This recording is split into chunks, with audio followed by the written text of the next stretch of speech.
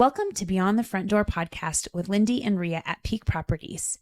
We are real estate agents in Cheyenne, Wyoming, and we bring you stories that make you laugh, cry, cringe, and inform you. Come on in, we put the real in real estate. Yeah. Okay. Awesome. So we'd like to welcome you and everyone listening in. This is our special Valentine's Day episode, and we would like to welcome First Lady Jennie Gordon. And so we just want to say thank you so much for joining us today. Oh, thank you, Happy. Yes, for thank you. We're so excited. So I guess just to get started, we're wondering if you tell us a little bit about yourself, where you moved from, kind of your trajectory up till this point, your family, career, all of that. Sure. Well, I do know the answers to those questions, so I'll share them That's with good you. news. Yeah, so I was born actually in Omaha, Nebraska. My dad was Air Force Senior Master Sergeant.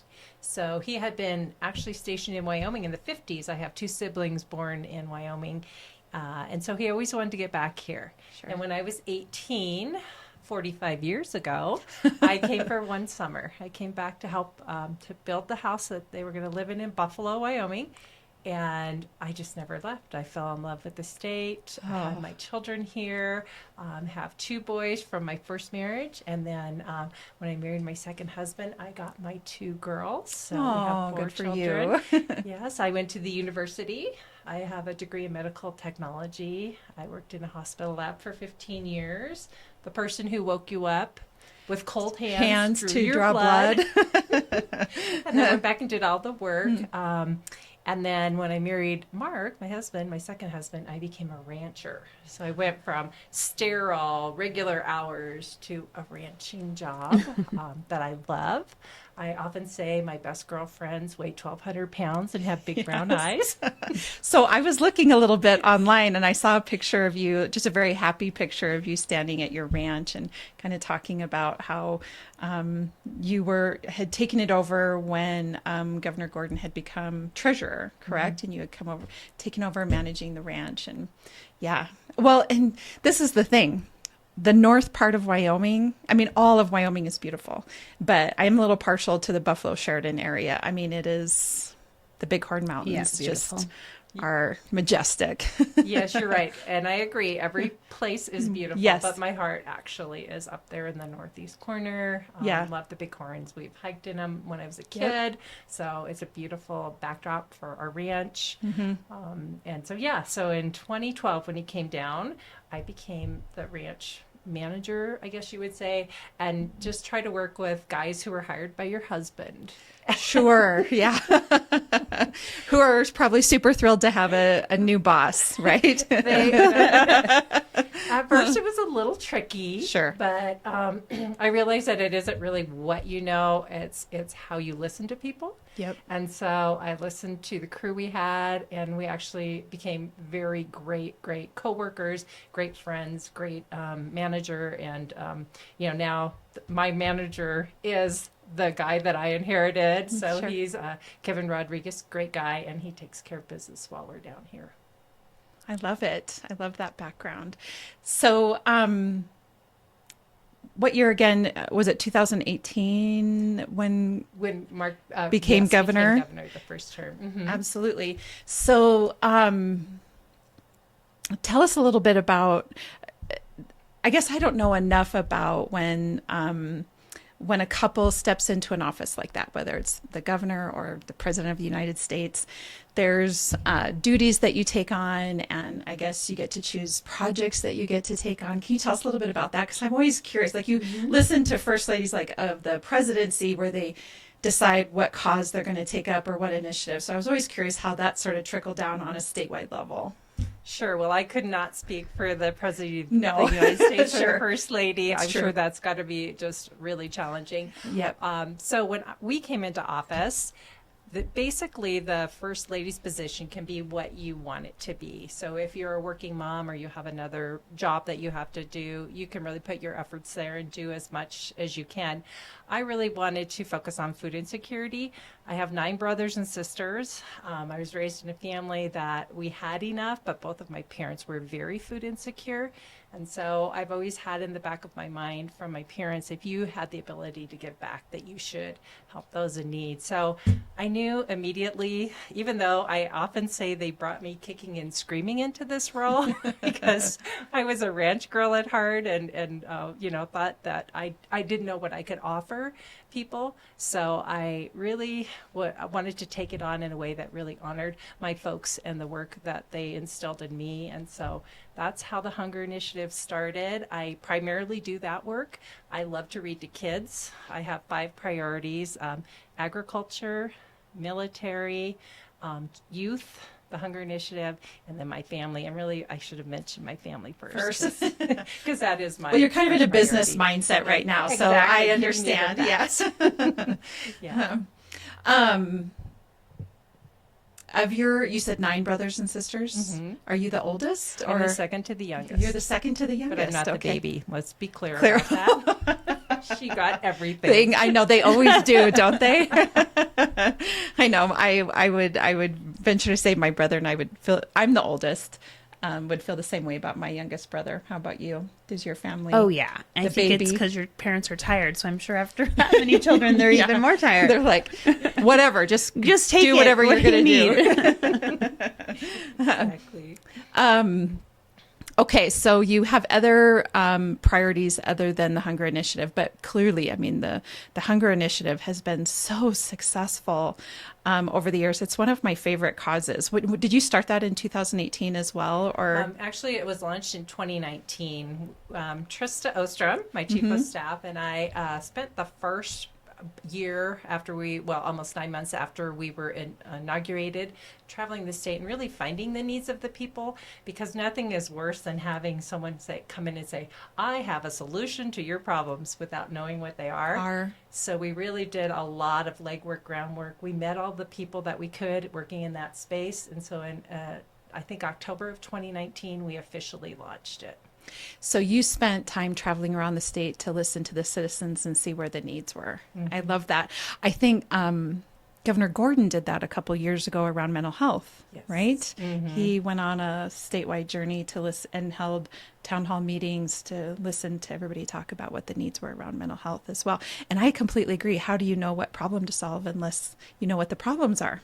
Absolutely. Right? I love that. And who wants to spend a bunch of time trying to do something that people don't want or need or think Or they waste need? money on, Yeah. right? Yeah.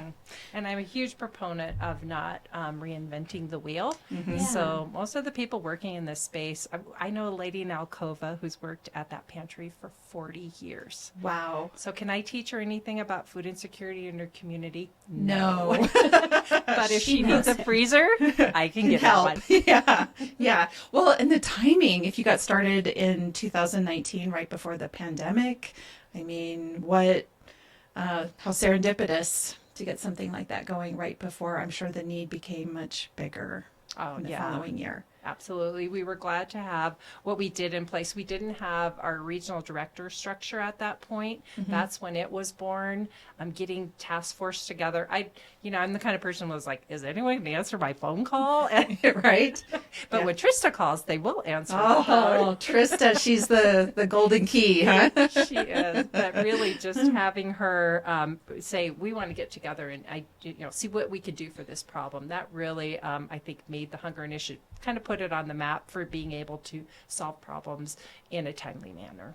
So what was one of the first problems that you worked to solve? The very first problem was when they closed all the schools down and there was a huge semi-truck with food in it that was in Salt Lake City, and they couldn't get it out of Salt Lake City to Wyoming, and it could have been used. It was food for a school, so it wasn't packaged for individuals. It was packaged for a congregate feeding scenario. So we found that the rescue mission in Casper could have used it, and we knew the school district didn't want it to go to waste, so we actually contacted the Trucking Association. And they said, not only will we get it there, but we'll make sure that we get it there in a timely fashion before it outdates. And they got it to Casper and used it for the Casper rescue mission. Oh, that gives me goosebumps. Yeah, that's awesome. And sometimes it does. It just takes knowing somebody who can pull that off, or somebody who's willing to put in the work to figure out how to pull it off. Exactly. Yeah. Exactly. And all without being paid for it. You know, the trucking association said no. But they just did it. Yep. I said, you want That's gas? awesome. No, we're going to find a truck that's empty coming this way. And so it really was the first time I think I realized that we could do this together if we put our heads together. The cool thing about Wyoming, and we talk about this a lot in all the guests that we've had on, is that, you know, in other big states, you know, there's been that whole where you're only 7 steps removed from any particular person. But here in Wyoming, we're like 1 step removed from just about anybody. You can probably find anybody on the streets and find a common connection. And we talk about that a lot on here, that especially with a lot of the nonprofit groups that have come on, or even the small businesses that have come on, and they get on here and they always start talking about the way that they've partnered or connected with a fellow business or fellow nonprofit to increase the service that they're providing. And it's just one of my favorite things about Wyoming. And I'm really glad you were able to do that. That's awesome. Yeah, it's a ripple effect. It is a ripple effect. And then I noticed one of I don't know where in line this fell, but you started working on taking care of school lunch debt as well. Yeah. And so how did that get started? Well, so I do the ladies antelope hunt. I was up in Ucross, Wyoming, and one of the nutrition services workers from, what is that little school district? Terry. Parson, yes. Okay. She came up to me and she said, you know, there are kids in school and they're actually, if they don't have enough to pay their lunch debt, they go through the line and sometimes the tray is taken from that child. I can't even believe that, by the way. I struggle with it. Which I think people say that, and then you'll have other people go, there's no way that happens.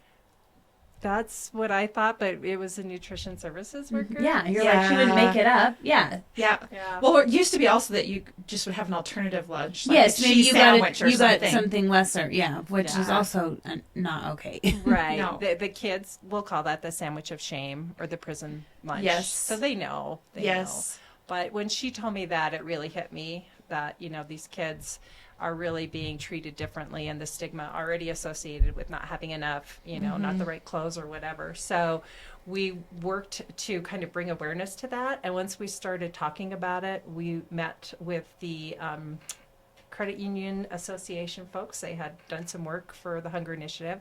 And I told them that story. And they said, you're kidding. We have credit unions all over the state, and let's see what we can do. And so between the Credit Union Association and foundations and Dan Starks at the Military Vehicle Museum in Du Bois, they first paid off Fremont County. And then, of course, you know, if you can do one county, why not do the other 22? So we worked really hard, and in 2021, in December 2021, we paid off all the school lunch debt, which is $136,000 in our state. Wow. That's incredible. It reminds me of the story when we had Amanda from the Friday Food Bag Foundation on, and I'm certain you and her must work together. Yes, Amanda Yes. Santee. Yes. Work very closely with them. Yes. And she was telling us about, you know, they're doing their best to serve all the kids, you know, for every child to get that needs one that gets a bag on Fridays. And she was telling us they had learned about a particular school that essentially had to do a lottery of backpacks in that school because they didn't have quite enough or whatever the case is. And that story of that little boy that was sitting there praying that his name was going to get chosen. We were like, I'm like, oh, Yes. thinking about it now. Yeah. It's terrible. Yeah.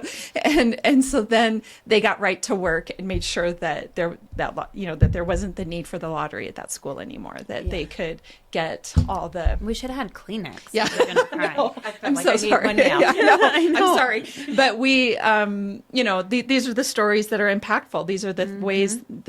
It's those stories that we need. That's not worded right. We need to share the stories that are out there of our kids and of families that are food insecure so that people continue to give as they can. Yeah, you know, because like if you don't know, yeah, you know, like me saying, I can't believe that would happen. But it obviously does. yeah. Yeah. And statistics are great, and some people are really moved by statistics. But when you tell a story like that, and you bring Yes. tears to people's eyes, then you know you've made that impact, and you've told their truth. Yep. Yeah. The way that it's exactly happening. So another thing I remember about your program is that there are, what do you call that? Farm to table, right? Where people can, Donate a beef or Yes. an animal. Yes. which that is really awesome. I was pleased to hear that, because sometimes it seems like there's so much red tape when it comes to donating food. And I love that here in Wyoming, we take such pride in our homegrown beef and our ranches, and that we can do that we can give that meat to the food pantries around the state as well. Yeah, we work very closely with the Department of Agriculture to get that program stood up. Our Stock Growers Association, they have been amazing. They have put out the word to any stock grower member or non-member, Right. anyone with a cow or a critter, Yeah. if they would like to donate. And we have gotten, over 100,000 pounds of beef donated that way, and we're working with them now on our beef stick program for the backpacks for those ones. Yes. That's what we heard. Okay. Yep, yeah. we did hear that, didn't we? Yep. Yeah, there's there's almost 7,000, 6,800 backpacks go out a week in the state of Wyoming, and each of them will have a beef stick from the Hunger Initiative that has been donated by a rancher, processed in our state, and a child has that for their weekend backpack. Oh, I love that. It's so great when we all come together. I'm so sappy, aren't I? It's pretty awesome, though. Are there those are the top few things off the top of my head I remember from the initiative, but what else are you proud of? What are the things you're working on? What do you have going on additionally? Well, how much time do we have? Well, as much time as I'm you guessing want. you have less time than we do. There we go. That's what I was trying to say. We have done a lot working with our Food from the Field program, which is our game meat program. And that one, I'm a hunter. And so it kind of came about because Catherine Boswell, who's on our board, said, is there a way we could do a statewide program? Because there's little organizations doing things and there's different processors. And so again, partnering with Wyoming Game and Fish and our Department of Ag, because a lot of pantries couldn't receive that game meat. They said they didn't have the regulations. So we got in contact with the food bank and started having meetings where we came together and say, what are the barriers that are keeping people from being able to do this, and how can we get over them? So we started that program in 2020. So finding a processor in 2020 was a challenge. Sure. We had 2 on board. They were way on either side of the state. Now we have 12. Wow. And we have donated over 60,000 pounds of game meat to pantries and to not Boys and Girls Clubs. They don't accept it, but pantries, veterans organizations, and others around the state that need that good quality protein, and pantries can accept it. So super excited about that. We test it for chronic wasting disease, which is really important to me, that we're not giving something to someone we wouldn't eat ourselves. And just having those partners, and everyone can give in a different way. Then say you maybe don't financially or can give or are not able to, but if you're a hunter and you can get an extra tag and you like it, it's a perfect Yes. plan. Then haven't I heard that sometimes people that come up from out of state Hunt and then donate and then it. don't bring the meat, or they don't take the meat back with them because they're really just after the trophy. Yeah, the trophy. Yeah. And it's expensive to ship meat across Yes. state lines Yep. with the dry ice. So those processors will encourage these hunters if they're saying, hey, what can we do to donate to this program? And okay. They're wonderful, the processors. We've become a family, actually. We have an annual meeting where we bring them all in if they can come and talk about what works for you, because they're the linchpin. So again, having someone tell you a program without knowing even how to, cut up a deer, I wasn't going to do that. So we came together with our Game and Fish, with those folks, with our regional directors, and we've, I think, come up with a program that's pretty elegant and works for most people. It's really awesome. Yep. Hearts for Hunger. Yes. Look at you beam. It's January. Talk to us. Yes, that's why we're here today. Talk to us about Hearts for Hunger. Well, it was conceptualized when we talked about, with a lot of our pantries, after the holidays, a lot of people are kind of moving on. They're getting ready for the beginning new year. And so a lot of donations go down during that time. And so pantries get low. So we thought, how how can we come together to find a way to remind people that pantries still need that help, kind of make it a little fun, a little caring. And so we came up with the idea of selling a paper heart for $5. You get to, if you're doing it online, we will write the name on, but if you're at the basketball game or wherever the hearts are being at the Capitol, you can put your name on it or a loved one's name on it, and it's hung up in the Capitol in the foyer of the governor's office. It's beautiful there right now, lots of color. Oh, we should go look at that. And buy a heart, of course. And buy a heart, of course. Yeah, I do everything online, but I would bring money and just to come see that. That would be pretty cool too. Yeah, and then when we take and Blue Cross Blue Shield is so wonderful. They match us, heart for heart, up to 1,000 hearts. Wow. So, yeah, very generous. And then we have the basketball game. We partner with the University of Wyoming, and we sell hearts at the game. We won the game. Oh, very nice. Yeah, we played Fresno State and won that game.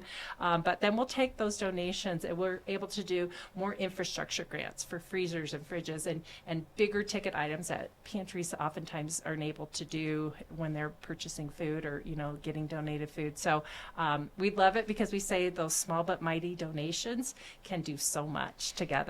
I know. I do think sometimes people think that, I can't make a big donation, so I'll wait until X, Y, or Z when I can actually make a big one. And, just even the $5 donation, just think if every adult in Wyoming donated $5, that would be a lot, just make a huge impact. So it's totally okay when that happens. There was something I was about to say about that. I don't remember. That's okay. So does it just go on for the month of February then? Yeah, we started at the basketball game, which was in January. I'm looking at Trista, and I don't remember, 28th, and we'll run it through February 28th. So about a month. And, like I said, we've got hearts all over, and people have been super generous, and we are so excited to be able to provide those other grants for, we are in all 23 counties, so whatever grant comes to us that we are able to fulfill, we do that regardless of the location. So actually, I think that's what I was thinking is that, so all that money gets kind of pooled together, and then those food pantries can apply for funding for that. Yeah. Do food pantries at colleges apply? Yes, and that's such a great question. So since we came in, there was a pantry, there were little pantry boxes around the University of Wyoming, but there weren't any pantries that we knew of in the state until Sheridan put in their general's pantry, and our regional director called us and said, hey, there's kids up here in need. Do you think we can get $500 to start this pantry? I said, absolutely. We have donors who want to do that. So since then, I know that Eastern just put one in. CWC has one. I think, does Powell have one? Yeah. And I think LCCC does too. Sorry, LCCC, yeah. we work very closely with them. Yes. So, yeah.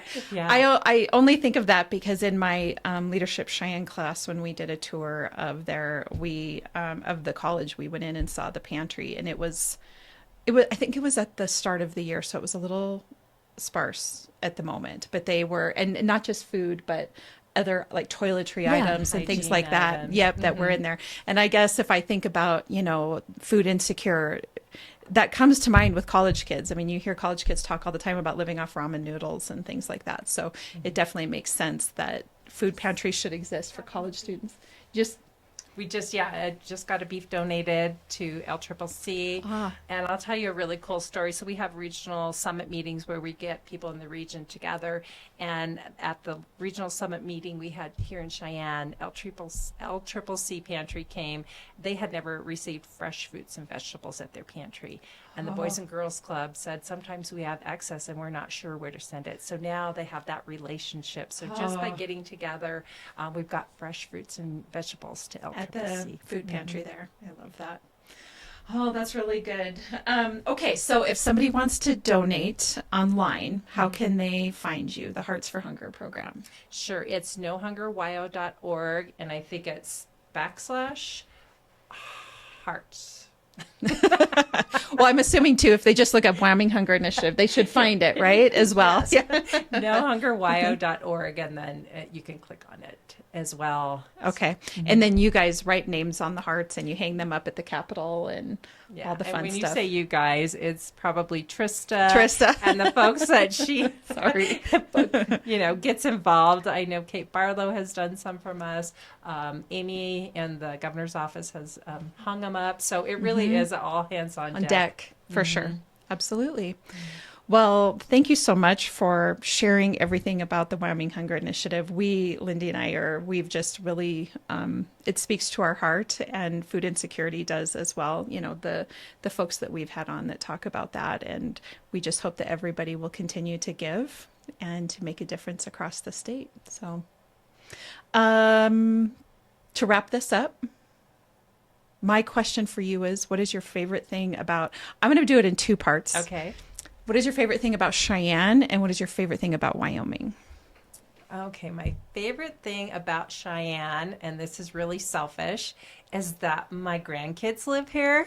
Oh, I mean, that's a really good reason for this to be your favorite place. Yeah. So I get to have them a couple days a week, and we do all sorts of fun things together. So that is my favorite part of Cheyenne. Now, did I understand correctly that there were new grandbabies Yes. on the scene recently? Yes, an 8-week-old who unfortunately lives out of state, but I've been there twice, so I try to watch them as they grow because it's super important. Yes, absolutely. Well, congratulations on the new grandbabies for sure. Thank you. Yeah. And so then what is your favorite thing about Wyoming? So my favorite thing about Wyoming is the people. And I know that sounds like a really pat answer that someone would give in politics, but it's because I really am relationship driven. I just love people. I love meeting them. I love connecting with them on their levels and them connecting with me on mine, and just meeting people where they're at. And we're pretty, I would say we're very individualistic in our state. We're tough, and we, really like to be rugged individuals, but we also really depend on each other. And I think as neighbors, we come together when there's a problem. So that's what I love about Wyoming. I love that. That's absolutely the truth. Yes, I agree. And this is a real estate podcast also. We somehow always relate it back to real estate. Okay. And I feel like it's my job because I get this question. So if we didn't talk real estate at all, then I'm like, and I have a question for you. And it's like out of nowhere. Okay. Okay. But Go for it. money's no object. Where would you buy real estate and why? Okay. And what would you buy? I guess because it's been different. That's a really great question. I think I would get a ski condo if money was no object. Yeah. I would get it in Jackson. Hole. So that definitely money would not be an object, Right? Just because that is a great place to go skiing, and we've had family trips that we went and rented condos. So I love that. I love being together as a family, and so. I would agree with that. I do think That would be amazing. Yeah. We hear, so interestingly enough, a couple of things. Number one, whenever we've asked anybody what their favorite thing about Cheyenne is, I'll bet 9.5 times out of 10, it's the people, just so you know. So you definitely don't sound political, because literally every person that has come on the podcast talks about the people, and especially the ones we've had on that have moved here recently from out of state. The one thing that they mention all the time is that people smile here and smile at you here, and that's just not something they're used to where they're coming from. And I don't know about you, but that's a little bit of a shocker. I couldn't imagine living someplace where people are not smiling at you, or that they think it's weird if you do. So it's a really good thing here. The second thing is, when we ask people about where they would purchase property, I would say at least half would buy another property here in Wyoming.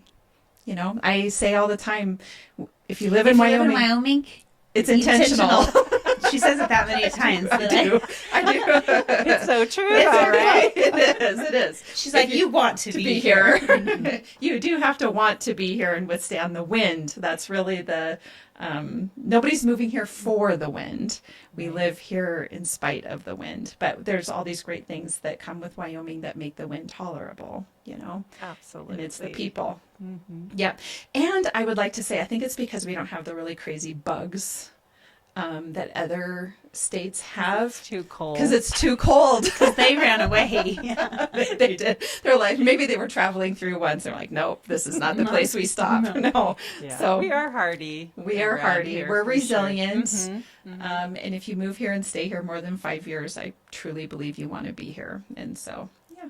we're all And I family. mean, what other state can you live in where the governor's wife will come yeah, hang on out your and visit. podcast for two realtors that you don't know? You know what I Right, mean? that's It's right. super cool. We It is really super appreciate cool. it. Well, Yeah. I'm honored to be here. Thank you and so I really much. appreciate that you are giving us a chance to get the word out, because I think once people know that there's neighbors in need, they want to help. That's who we are. I as a completely city. agree. And everybody has a story. And I think that's what Lindee and I are trying to hit with. And of course, we do have the real estate stories and that sort of thing, but the small business stories, the community stories, those are, I don't know. We just like to share the journey that people are on to get where they are, because life isn't always easy, So it's great to hear when people are making a success. So we really appreciate you being here today. Well, thank you so much. Yes, And of course. Yeah. Happy Valentine's Happy Day. Valentine's Yes. Day, the day of love. Anyway, and for all of our listeners, happy Valentine's Day. And as you know, Lindee and I are realtors here at Peak Properties. So if you're looking to buy or sell, we'd love to help you with that. You can find us at www.southcheyenne.com, as well as all of our social media channels, and Beyond the Front Door podcast on YouTube, Spotify, iHeartRadio, and Apple Podcasts. And you can ask Alexa to play us for you while you're making dinner. So anyway, have a great day. Thank you. Awesome. Was there anything we didn't touch on that you wanted to? I was thinking that. Okay. No, but I was going to ask you, have you ever had Amber from Beach Please on? No, We haven't had Or need Val to do that. from R&B? Kristen Aaron's up here. Oh, Kristen Aaron's Where on. is she? Oh, right here. Yep. You know, the good thing is when we started, we did all this, and then we had our 1 year anniversary, and we were at over 100 episodes, and people are like, "Aren't you going to run out of people?" And I'm like, "We will not. We will not run out of people. No, we will not. The other day I had 3 people in one day reach out and want to come on the podcast. Just like you said, you just mentioned too that. Yeah, the Beach Please has done so much for, they've helped pay off the school lunch debt here in Cheyenne. The foster family, they did all the stockings for the foster families around the town. They helped adopt an airman and gave out gift cards for those guys. I mean, Wow. Hearts for Hunger right yeah, now. she's selling Hearts for Hunger, Okay, so yeah, we she's definitely have to amazing. reach And then Val Martin at R&B Diner does the same thing with helping out the I community. love R&B. We do got to get them Yeah. in here too. Yeah. She is a quiet but mighty warrior. She is, but she together those two have done so much for this community. So we Okay. rely on those, and they're business owners that are helping the community that they serve, which I love. Yes. Yeah. And we forget sometimes, like when you're in a hurry and you want to order something out of town, and then you think there are people here that are doing their business right here. We need to support them. Yes, agree. That's what we completely agree with that. And We think the podcast has helped with that, because I think hearing people's stories, you want to Give them support business. them Mhm. anyways. Mhm. After you hear their personal stories and realize that these businesses are run by everyday people who have this dream it just makes you want to Suzanne's go there more. Oh yeah, and we got a bunch around the other corner too. Like I'll have to look. there's Yeah. so we were we've just had- talking about where are we going to put all the pictures. Yeah, Can we- keep going with the pictures. We have so we do 2 episodes a week, which we didn't realize was as ambitious as it is when we got started, and then we got going. We're like, holy cow, how are we going to do this? And that's when we realized that You got Chloe too. we can't just do real estate stories. It's got to be the community stories to broaden our audience, but just to get people in here. And like Lindee said, we could go for years and years at this pace. It really And is. we want to Yeah. expand to be statewide and even further. It's just the technology is what we have to figure out, because we really like to have video of it. Oh, sure. So we have video and audio, and we practice with Zoom and things, but we want it to be good quality. So Yeah. And at and the we end don't of the day, do this for a living, so we're just learning. Right? Yeah. You know Joe As we Rogan. go. no. No, we don't have a production staff. Yeah. Yeah. One of these days, maybe we'll go viral, and somebody will want to sponsor us, and we'll go from there. But yeah, for now, this is just we're just doing it. So Well, that's anyway, awesome, and I think you're you. making a huge impact by the people that I see up here. Yes. Are really people making a difference in Yeah. the community. So the one story I will tell you really quick. We were trying to. So we had our 1 year anniversary is December 7th, or that was when it was 1 year. So The day that will live in infamy. For me, that's right. Yes, that is the day. You guys are probably too young. But No, that's Pearl Harbor the Day. Pearl Harbor Day. Just Yep. kidding, wanted you to come on, right? No. We were trying to get them on for Thanksgiving. Oh, We Thanksgiving. were trying to get you on for Thanksgiving. But You're having the grandbaby. Yeah, but we were Yes, having I the did. grandbaby. Yeah. Yep. But we got the Westbys on to talk, and their story, like I just sat here and listened to them, and the story of sacrifice to pursue a goal with them, when you sit and listen to everything that they did to sacrifice, giving up their dream home and living on kids' couches to, building a little space for themselves at Westby's.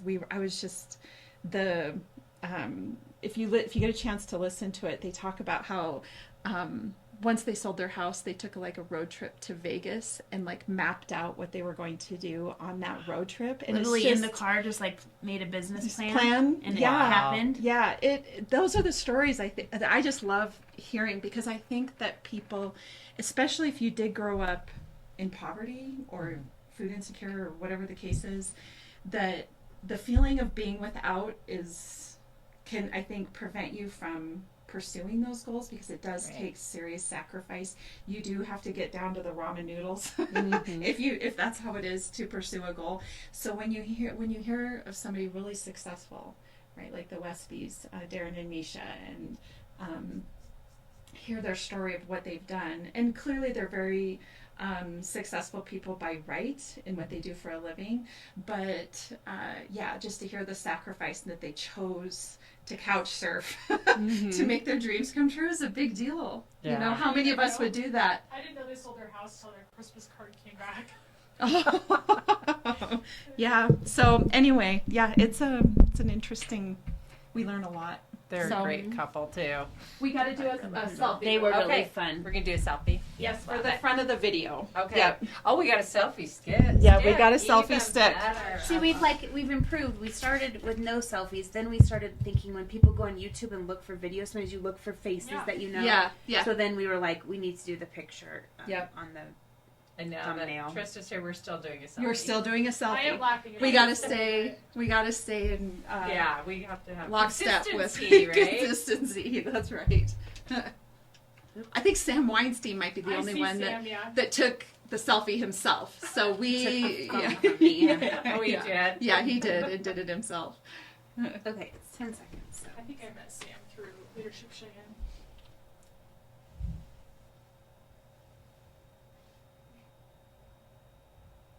We apologize for the 10-second situation.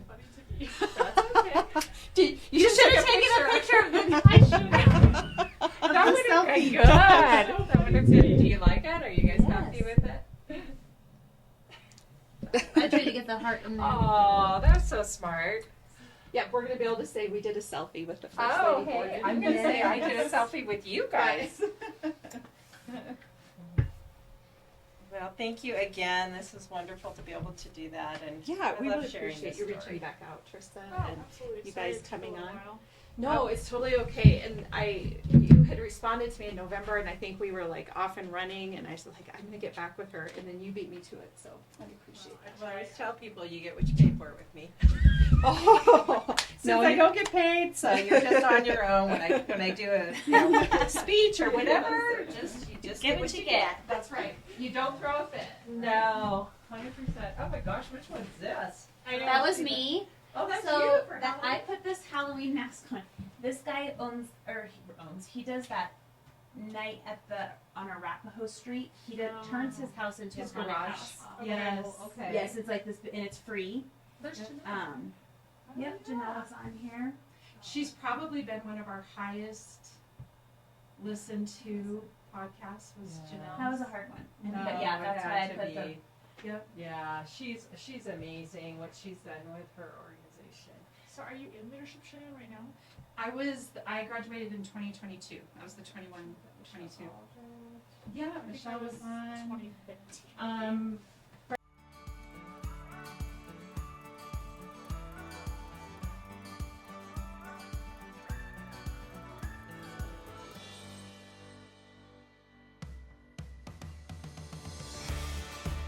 Whether you plan to buy, sell, or invest in southeastern Wyoming, turn to Peak Properties. Family and veteran-owned and operated, we work diligently for you. Unlike other larger companies, we take time to learn about you, understand your specific real estate needs, and remain easily accessible if you have any questions. Being a veteran and family-owned and operated company means a high level of commitment, trust, and loyalty. Our family culture sets us apart. We work as a team. We develop not just professional, but personal relationships with our clients. When you choose Peak Properties, you become part of our real estate family. Looking to relocate to Wyoming or just move across town? Peak will be there for you every step of the way. Recognized for excellence and dedication in the real estate profession, we're proud to be one of the most trusted and knowledgeable names in our industry. Let Peak help you find your dream home or investment property today. Our agents will make sure you're informed and listened to as they guide you to fulfilling your real estate goals. Reach out today. We have sold and purchased several homes through Peak Properties, and each time I've been impressed. They are great about guiding us in the right direction and always being in our corner. Peak Properties. Let our family show you the way home.